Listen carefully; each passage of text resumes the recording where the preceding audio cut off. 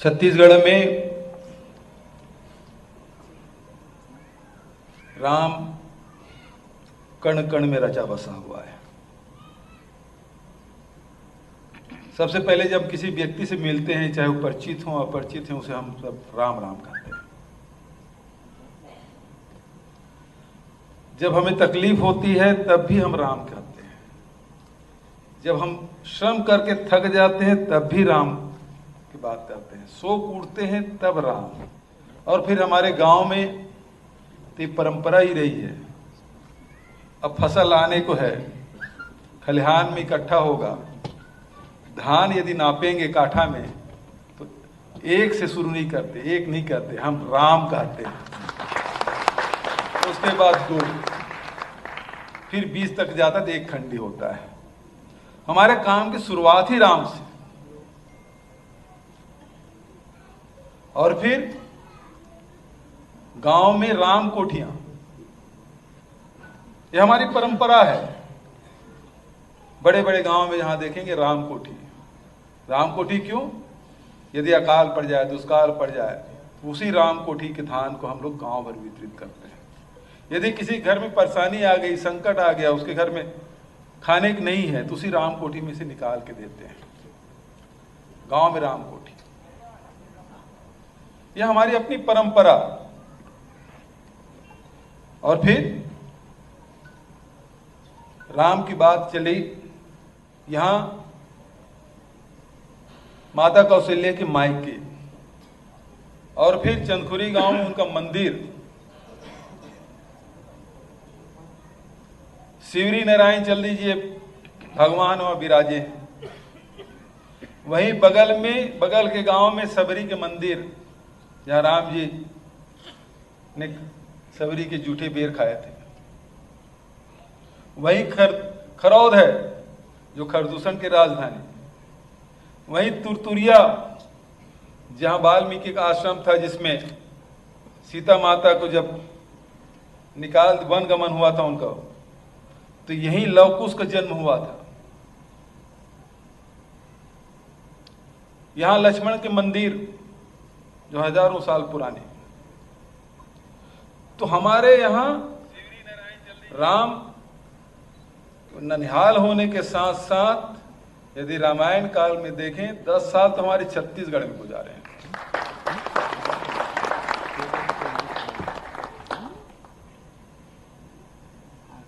तो राम के बारे में छत्तीसगढ़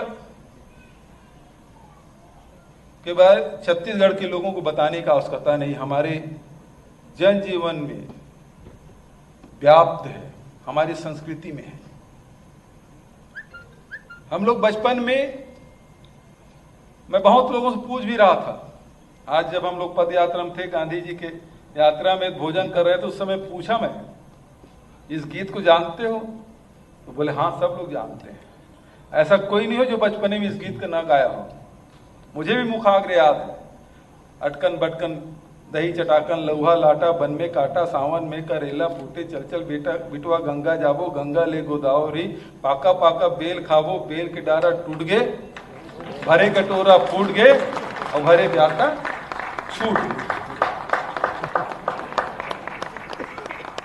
लेकिन अर्थ मैं बहुत लोगों से पूछ लिया, कोई बताया नहीं। लेकिन ये गीत सबके दिमाग में क्यों है, सबके जहन, सबके यादों में क्यों है? वो इसलिए ये गीत जुड़ा हुआ है माता सीता से। एक पुस्तक है डॉक्टर मन्नूलाल जी यदू, उन्होंने इसका अर्थ लिखा है, अटकन बटकन मतलब दंडक वन में अटक गए, भटक गए, लौहा लाटा दही चटाका, वन में काटा। वन इतना सघन है कि यहाँ इमली आम बेर के वृक्ष जो चटखारे एवं खट्टे थे, बेल और बबूल की झाड़ियां जिससे स्पर्श से खून निकल जाता है, हाथ यदि चिपक जाए, यहाँ बबूल के भी झाड़ बहुत है, उसके कांटे बहुत हैं, तीखे होते हैं, नुकीले होते हैं, यदि लग जाए हाथ में चिपक जाए तो खून निकल आता है। साल के और बबूल में लाशा भी है। सावन की महिमा प्रीतम से मिलने का होता है। लेकिन ऐसे में हम करेला का फूलना प्रीतम की कड़वाहट का प्रतीक। सीता जी इन परिस्थितियों में व्यथित होकर कहती है अपने बेटों से, यहां से गंगा और गंगा के से गोदावरी दंडकारण्य क्षेत्र में वहां बेल के वृक्ष बहुत हैं, अर्थात वह श्री जी का क्षेत्र है। वहां जाकर पक्के पक्के बेल खाएंगे, किंतु बेल की डाली बहुत मजबूत होती है, वह भी टूट गया और ब्याहता पति के साथ छूट गया और भरे कटोरा अर्थात धान का कटोरा भी फूट गया। एक अर्थ यह भी है, लेकिन गीत जिन्होंने भी बनाया ऐसे ही नहीं बनाया होगा।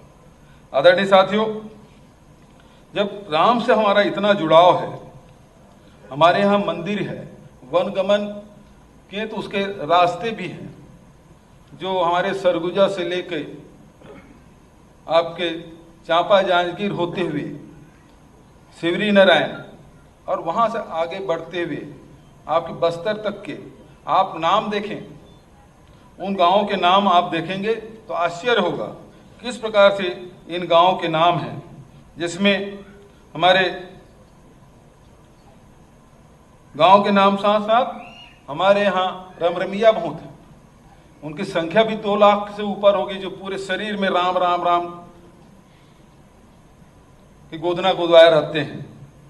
यहाँ ऋषि मुनियों के ये प्रदेश, जिसमें महर्षि विश्रवा ऋषि, महरमंडा मुनि वशिष्ठ, गौतम ऋषि, महर्षि सुतीक्षण, महर्षि दंतोली, सरभंग ऋषि, मतंग ऋषि, वाल्मीकि, लोमस, अत्रि ऋषि, कंक ऋषि, श्रृंगी ऋषि, इनके पवित्र भूमि है।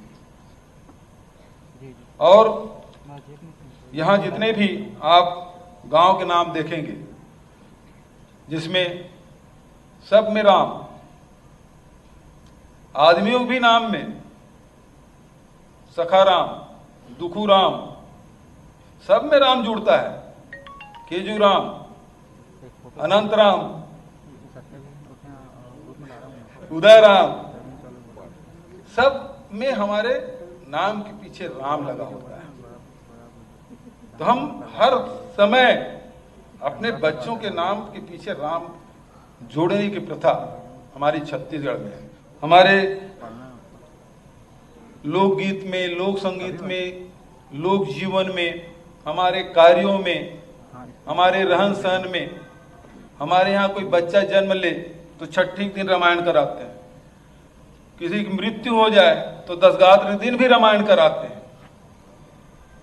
तो हमारी परंपरा से, हमारी संस्कृति से जुड़ा हुआ है। सब कुछ जो कुछ मिला है वो राम का है, जो दिया है वो भी राम का है, और जो ले जाएंगे वो भी राम का है।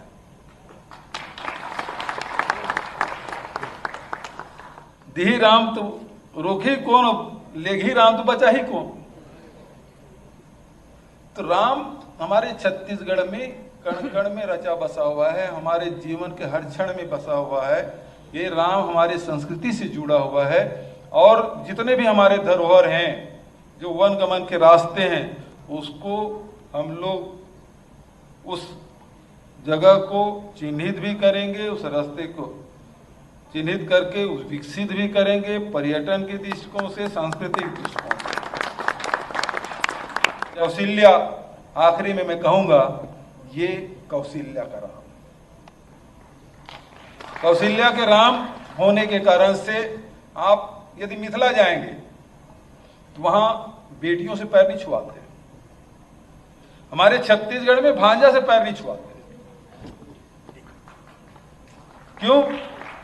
भांजा को हम भगवान के रूप में देखते हैं, क्योंकि राम है वो छत्तीसगढ़ का भांजा है।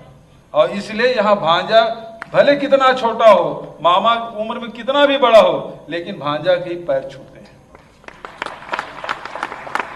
इसलिए कौशल्या का राम। बहुत बढ़िया मंदिर बना है, हम लोग उस दिन देखने भी गए थे। मंदिर परिसर के आसपास बहुत बढ़िया तालाब भी है, सुंदर से तालाब है। उसे विकसित करने की आवश्यकता है, मंदिर परिसर को और उस गांव को एक पर्यटन के हिसाब से, दर्शनीय स्थल बनाने के हिसाब से उसे विकसित करने का काम हमारी सरकार करेगी।